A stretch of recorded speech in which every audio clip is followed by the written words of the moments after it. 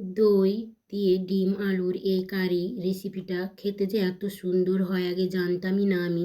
এইভাবে রান্না করে নিয়েছি। দেখুন, ডিম 5টা নিয়েছি, আলু নিয়েছি সেদ্ধ করে, ডিমগুলোকেও ছিলে নিয়েছি। এবার লবণ, হলুদ, লঙ্কা গুঁড়ো দিয়ে আমি লাল করে ভেজে নেব। কালার হবে সেই জন্য, খুব সুন্দর রং আসে। দেখুন, লাল করে ভেজে নিয়েছি। এবার তুলে নিলাম। ওই তেলেই আমি ডিমগুলোকেও ভেজে নেব।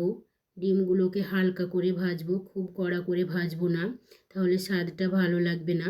এবার আমি ওই তেলেই আবারও দিয়ে দেবো 3টে শুকনো লঙ্কা, গোটা জিরে, 3টে তেজপাতা। একটু ভাজা হয়ে গেলে দিয়ে দেবো কোচানো পেঁয়াজ, কাঁচা লঙ্কা।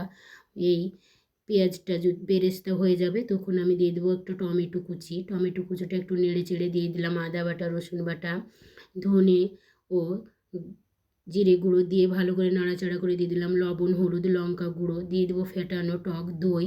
এইভাবে মশলাটা ভালো করে কষে নেওয়া হয়ে গেলে দিয়ে দেবো আলু ও ডিম ভাজাগুলো।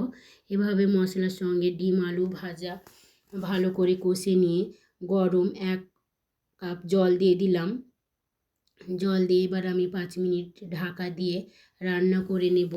দেখুন, 5 মিনিট পর দেখলাম কত সুন্দর কালার এসেছে, দেখতেও খুব সুন্দর লাগছে, গ্রেভিটা খুব সুন্দর হয়েছে। এবার ওপর থেকে কাশ্মীরি মেথি পাতা ছড়িয়ে দিলাম, দিয়ে দিলাম ওপর থেকে গরম মশলা।